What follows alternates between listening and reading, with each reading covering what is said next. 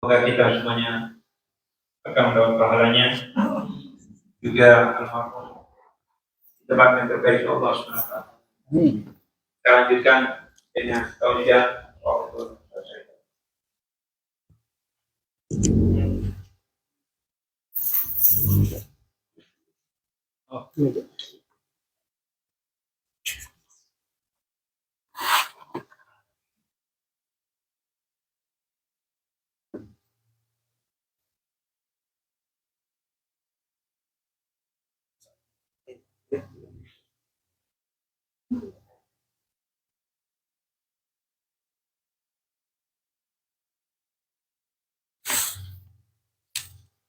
Bismillahirrahmanirrahim. Alhamdulillahirabbil alamin wa bihi nasta'in ala umuri dunya waddin wa ala alihi washabbihi wasallam walhamdulillahirabbil alamin. Inna lillahi wa inna ilaihi raji'un. Pertama-tama saya panjatkan puji dan syukur kehadirat Ilahi Rabbi kepada para jamaah sekalian yang telah hadir di hari ini untuk kita sama-sama membacakan doa buat almarhum yang yaitu Bapak Mikiau Stanicu, suami daripada Ibu Sri Wahyuni. Mudah-mudahan Allah berikan ampunannya dan Allah tempatkan dalam surganya. Amin ya rabbal alamin. Para jamaah sekalian yang budiman, alhamdulillah kita berkumpul di sini. Tentunya kita saling mengingatkan bahwa kematian yang baru saja terjadi adalah merupakan suatu pelajaran buat kita semua. Kafa bil mauti wa'idun. Cukup dengan kabar kematian adalah merupakan suatu nasihat buat kita yang masih hidup.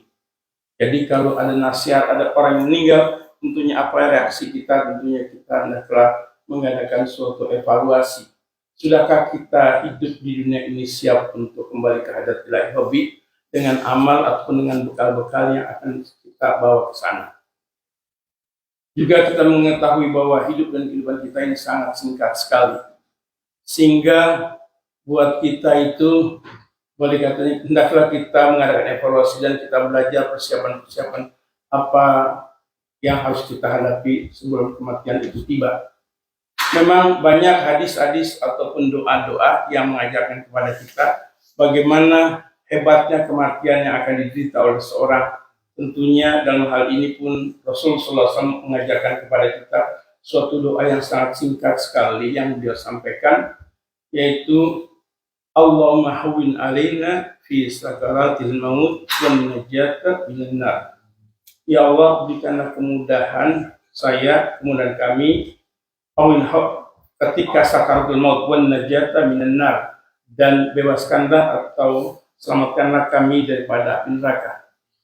Jadi doanya sangat singkat sekali. Allahumma hawwin alaina fi sakaratil maut wan najata minan nar. Begitu pula kepada keluarga yang ditinggalkan, tentunya ketika dia akan mengirim doa kepada almarhum dengan doa yang singkat saja. Kalau hafal silakan, bagus, tapi kalau dia hafal hanya cukup dengan dua doa. Yang pertama adalah Allah maghfir lahu, ya Allah ampunilah dia. Allah marhamhu, ya Allah berikanlah kasihaninya dia. Allah maghfir lahu, Allah marhamhu, ya Allah ampunilah dia dan berikanlah rahmat kepada yang sudah meninggal dunia. Agar apa? Agar dia mendapatkan pertolongan, artinya dengan doa-doa seperti itu. Kita ketahui juga kalau kita baca Al-Quran, tentunya kita bukan sekedar baca saja. Baca Al-Quran ada dua istilahnya. Pertama adalah qiraatul Quran, yang kedua adalah tilawatul Quran.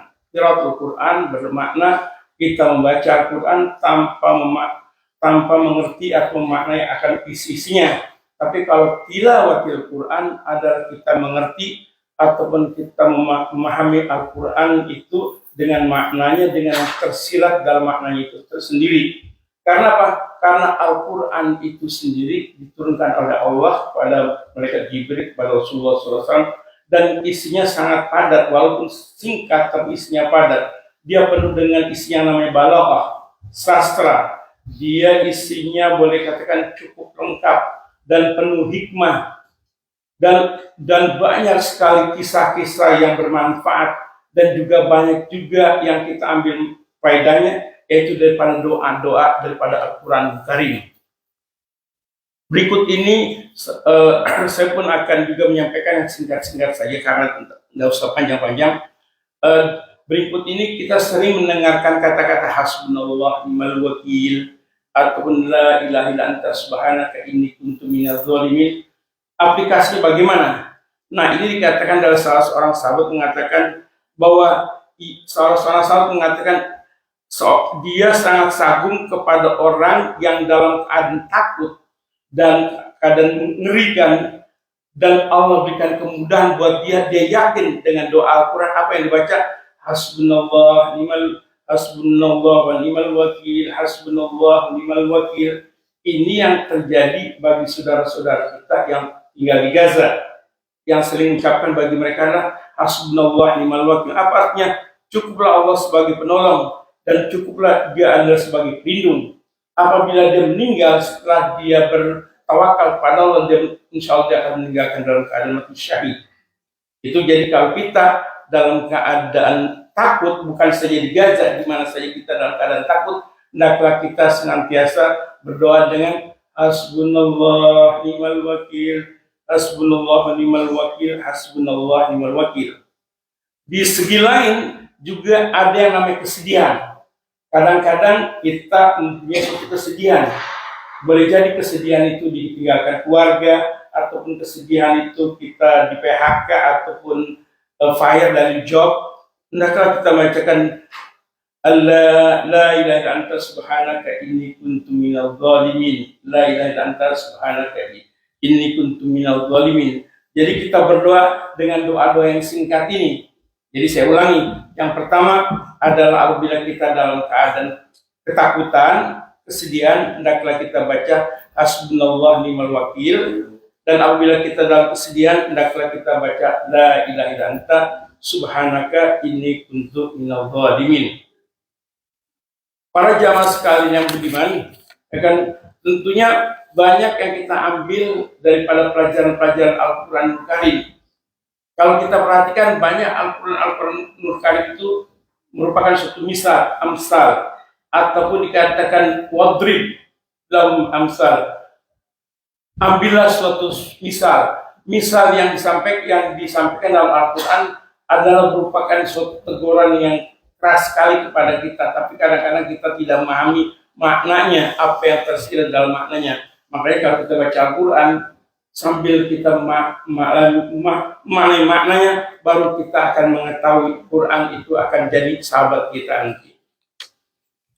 Dan juga sebagai manusia biasa tentunya banyak kesalahan-kesalahan ataupun kealpan kita. Jadi kalau kita banyak berbuat suatu kedosaan, suatu maksiat, hendaklah kita banyak-banyak kembali kepada Allah Subhanahu wa taala dengan banyak-banyak berdoa. Dan Al-Quran itu sendiri pun mengajarkan doa-doa yang singkat, yang komprehensif. Beberapa kali saya selalu menyebutkan pada surat Al-Imran ayat 130, ayat 193, di situ Al-Quran, di situ ada suatu doa yang sangat-sangat penting sekali. Singkat. Rabbana faghfir lana dzunubana wa kaffir 'anna sayyi'atina wa tawaffana ma'al abrar. Singkat, Rabbana faghfir lana, ya Allah ampunilah segala dosa-dosa kami, wa kaffir 'anna sayyi'atina, dan hapuskanlah segala kesalahan-kesalahan kami, wa tawaffana ma'al abrar, dan wafatkanlah kami bersama orang-orang yang soleh, orang yang abrar. Jadi kalau kita baca Al-Quran kemudian kita ambil manfaatnya daripada doa-doa itu sendiri, insya Allah itu akan menjadikan Al-Quran akan menjadikan sahabat kita nanti di akhirat. Para jamaah sekalian yang budiman, kita ketahui bahwa hidup kita ini sangat singkat sekali. Tentunya banyak waktu-waktu yang kita buang, tapi hendaklah kita mempunyai amalan-amalan rutin yang senantiasa kita lakukan, sehingga amalan-amalan rutin itu pun akan menjadikan amal jariah buat kita. Artinya kita sering bersedekah, ataupun misalnya kita baca Al-Quran, apa saja Quran yang kita senangi. Taruhlah misalnya yang barusan saja kita baca surat Yasin buat orang yang meninggal. itu pun kalau saya perhatikan itu tidak lebih daripada 10 menit. Kalau kita gunakan Al-Quran ini, kita baca, kalau kita Yasin, kita baca setiap hari, setiap malam kita baca Yasin. Yasin ini akan menjadikan bukti buat kita nanti di akhirat. Hanya kita meluangkan waktu 10 menit, tapi karena keimanan kita itu masih lemah, sehingga waktu itu terlepas begitu saja berlalu, sehingga kita tidak baca Al-Quran. Apalagi Yasin yang hanya singkat 10 menit. Dan dalam hadis juga dikatakan barang siapa membaca surat Yasin di malam hari, di pagi hari dia sudah diampuni. Bagaimana kalau kita ambil suatu tekad bahwa Yasin adalah merupakan bacaan Al-Quran saya mungkin 10 menit tiap hari, tapi karena keimanan kita masih kurang dan dosa-dosa kita masih banyak, sehingga waktu itu berlalu begitu saja, kita tidak mengisi waktu itu sebaik-baik yang harus kita lakukan. Makanya dikatakan Hasan Basri pernah mengatakan, bagaimana kita tidak takut jika seluruh kehidupan kita akan dipertanggungjawabkan, sedangkan hidup kita ini sangat singkat dan dibatasi oleh maut yang akan menjemput kita. Saya ulangi lagi, bagaimana kita tidak takut jika seluruh kehidupan kita ini akan dipertanggungjawabkan oleh Allah, sedangkan kehidupan kita ini sangat singkat dan dibatasi oleh maut yang akan menjemput kita. Jadi kalau kita tidak mempunyai suatu amalan yang rutin, bagaimana kita bisa banggakan nanti, bagaimana kita bisa menghadapi Allah dengan senyuman kita kepada Allah Subhanahu wa Ta'ala. Di segi lain, itu yang tadi saya sebutkan, makanya saya anjurkan buat jamaah, luangkanlah waktu at least 10 menit tiap malam. Bagus kalau bisa kita baca Yasin, kemudian kita bisa baca surat Tabar dan surat-surat yang lain. Kan jangan waktu pas kita mati, ketika kita mau meninggal bahwa nanti jangan khawatir orang akan membacakan kita Yasin. Kenapa kita sendiri yang tidak mau baca Yasin tiap malam? Dan itu adalah sebagai teman kita nanti ketika dalam kubur dalam keadaan gelap, dia akan menerangi kita insya Allah.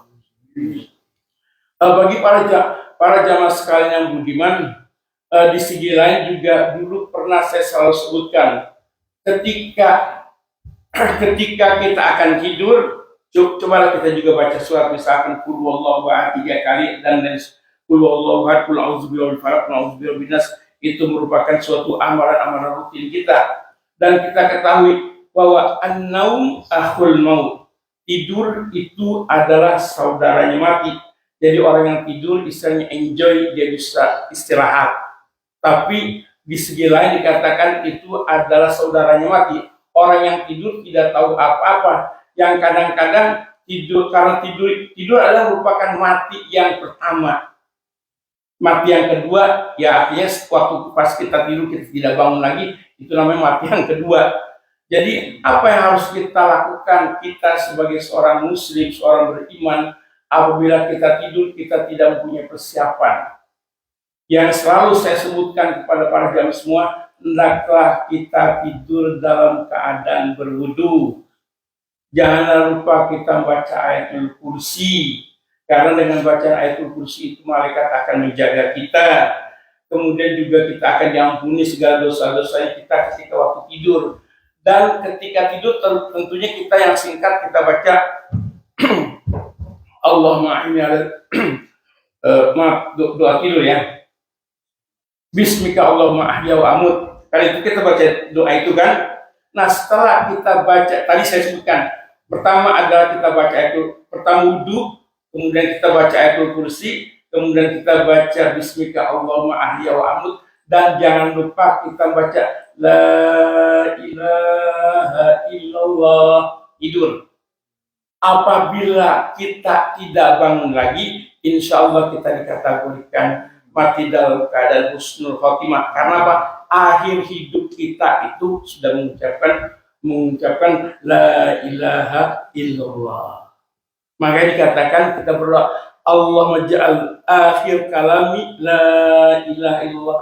Ya Allah, jadikanlah perkataan akhir dari perkataan saya ini ucapan La ilaha illallah. Dalam hadis juga disebutkan Man qala la ilaha illallah, barang siapa yang mengakhiri hidupnya mengucapkan la ilaha illallah, dakhala jannah. Semua yang saya sampaikan ada hal-hal yang singkat, tidak ada hal yang panjang, tidak ada hal yang panjang. Insya Allah ini diberikan suatu kemudahan buat kita semuanya, dan kita juga jangan merasa saya sudah paham. Hendaklah kita apa yang dengar, kalau diterima alhamdulillah, saya hanya menyampaikan saja. Juga saya pesan para jamaah sekalian, terutama bagi para jamaah bapak-bapak yang tinggalnya dekat di area masjid, datanglah ke masjid, kita sholat subuh berjamaah. Dan setiap subuh itu hanya ustadz ini hanya memberikan tausiah yang singkat-singkat. Mungkin biasanya hanya satu hadis yang disampaikan. Jadi kalau itu kita betul-betul kita datang, insya Allah Allah akan berikan kemudahan. Saya jelaskan lagi bahwa keutamaan orang yang menghadiri sholat subuh banyak sekali. Saya ulangi lagi, keutamaan menghadiri sholat subuh itu banyak sekali. Bagi para ibu-ibu mungkin bisa nasihatin kepada bapaknya atau suaminya yang tidak hadir. Di antaranya apa? Malaikat penjaga malam dan penjaga siang datang di sini untuk memperhatikan ataupun menyaksikan kehadiran orang yang sholat subuh berjamaah di masjid.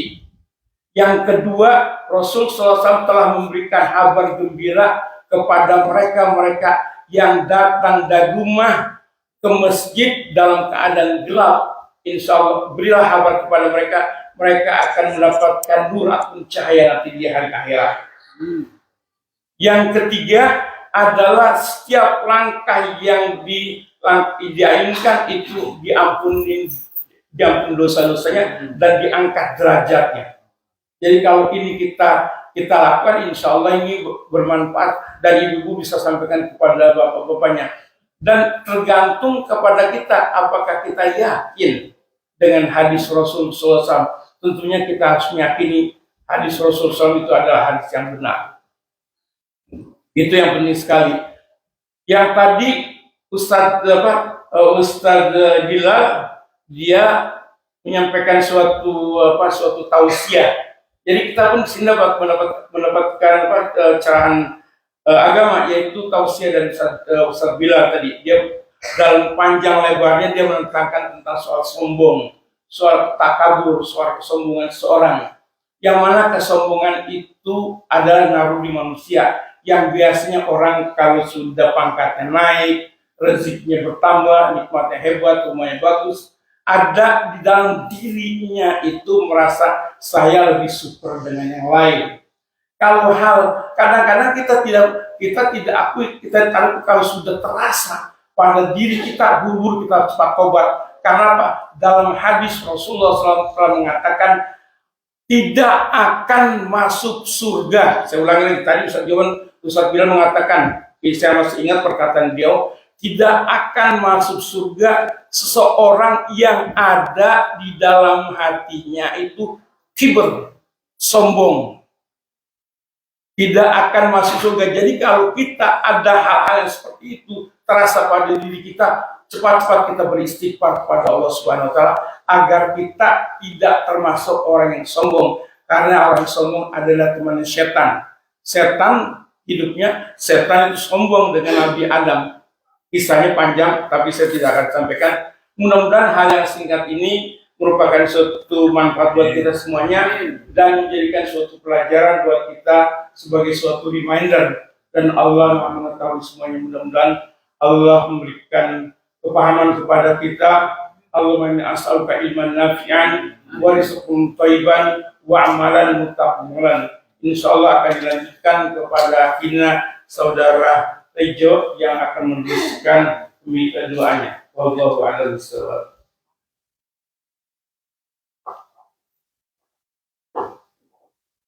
Assalamualaikum warahmatullahi wabarakatuh. Waalaikumsalam.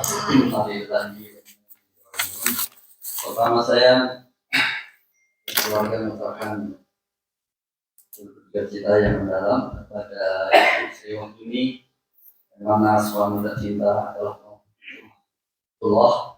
Insyaallah almarhum Bapak Michael Sani Choi, diampuni dosa-dosanya, diterima amal ibadahnya, dan insya Allah dikumpulkan kepada orang-orang yang soleh. Keluarga yang ditinggalkan mudah-mudahan diberikan kesabaran, kuatkan iman dan Islamnya. Amin ya rabbal alamin. Insya Allah, marilah kita mengadakan doa kepada Allah Subhanahu Wa Taala. Mudah-mudahan almarhum sekali lagi diterima iman ibadahnya dan dimasukkan ke tempat surga. Amin. Dan Daus, dan juga kepada samping almarhum kita juga kirim keluarga kita masing-masing yang telah mendahului. Amin Allah. Dan kita semua yang ditinggalkan tentunya mudah-mudahan diberikan kesehatan, anak cucu kita mudah-mudahan diberikan kesehatan juga. Amin ya rabbal alamin. Baiklah, tidak panjang lebar, kita mulai saja. Astagfirullah. A'udzu billahi minasyaitonir rajim. Bismillahirrahmanirrahim. Alhamdulillahirabbil alamin. Syakirin dan amin. Ya Rabbana lakal hamdu kama yanbaghi lijalali wajhika wa sultanik. Allahumma shalli ala sayyidina Muhammadin wa ala ali sayyidina Muhammad. Allahumma taqabbal awsil sawaban wa qarnahu min al-Qur'anil azim wa ma'alalna wa masarahna wa mastaghfirna wa masallayna ala sayyidina Muhammadin sallallahu alaihi wasallam. Hadiyatan wasilatan wa rahmatan nazilatan wa barakatan samilatan ila qadrati habibina wa sabiina wa qurrati a'yunina sayyidina wa maulana Muhammadin sallallahu alaihi wasallam wa ila jami'il ikhwani minal anbiya'i wal mursalin wal awliya'i was suhada'i was sholihin was sahabati wa tabi'in wal ulama'il amilin والمصنفين مخلصين وجامع المجاهدين في سبيل الله رب العالمين والملائكة المقربين خصوصا إلى روحي المرحوم Bapak Michael Sani Choi wa khususan ila ruhi almarhum almarhumah. Tolong sebutkan program masing-masing.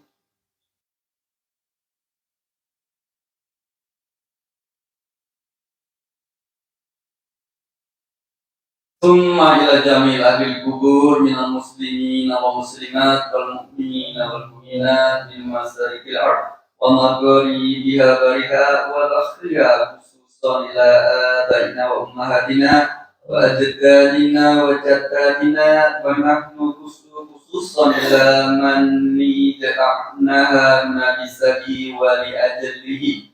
Allahumma fir lahum warhamhum wa'afi wa'fu anhum wa akrim nuzulahum wa simadqalahum wa silhum bil majwasani wa barak. Allahumma tafrinna ajrahum wa la tafrinna badahum wa li ikhwanina allazina sabaqna bil iman wa la taj'alna fi qulubina alladhina amanu rabbana innaka rahmanur rahim.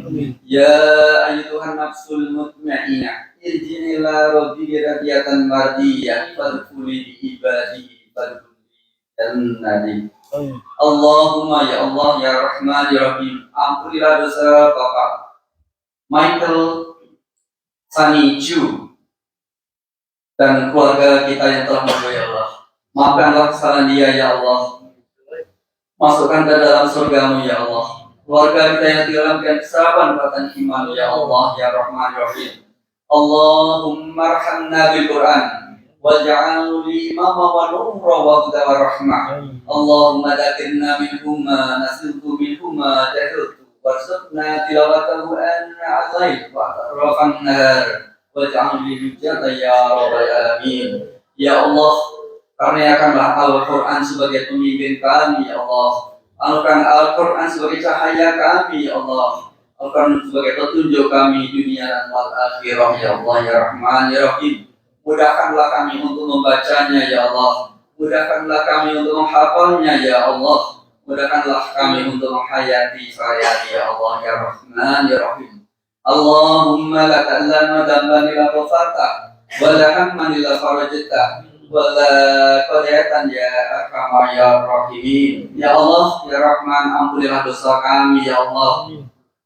Hilangkanlah kegalauan hati kami ya Allah. Hilangkanlah semua kesalahan kami ya Allah. Lunaskanlah hutang-hutang kami ya Allah. Cukupkanlah kebutuhan kami dunia wal akhirah ya Allah ya Rahman ya Rahim. Allahumma lakin lana bil Islam, wahtim lana bil iman, wahtim lana bil husnil khatimah. Ya Allah ya Rahman ya Rahim, matikanlah kami kelak dalam keadaan Islam ya Allah. Matikanlah kami dalam iman ya Allah. Matikanlah kami dalam keadaan husnul khatimah. Rabbana atina fid dunya hasanah wa bil akhirati hasanah wa qina adzabannar. Subhanaka rabbika rabbil izzati amma yasifun wa salamun alal mursalin walhamdulillahi rabbil alamin. Al-Fatihah. A'udzu billahi minasy syaithanir rajim. Bismillahirrahmanirrahim. Alhamdulillahi rabbil alamin. Ar-Rahmanir Rahim. Maliki yaumiddin. Iyyaka na'budu wa iyyaka nasta'in. Ihdinas siratal mustaqim. Siratal ladzina an'amta 'alaihim ghairil maghdubi 'alaihim waladdallin. Amin. Alhamdulillah, setelah tadi kita mendengarkan dari awal bacaan Yasin, tausiah dan dengan doa, semoga Allah SWT menempatkan almarhum di tempat terbaiknya. Amin. Di lapangan kuburnya dijadikan riyadhah dari jannah dan para taman-taman surga. Atas nama keluarga Romo Kosani, saya mengucapkan terima kasih atas kehadiran Bapak Ibu sekalian. Semoga Allah SWT balas segala kebaikan. Amin. Ya, Assalamualaikum warahmatullahi wabarakatuh. Akhirnya bisa lanjutkan mahalah bersama.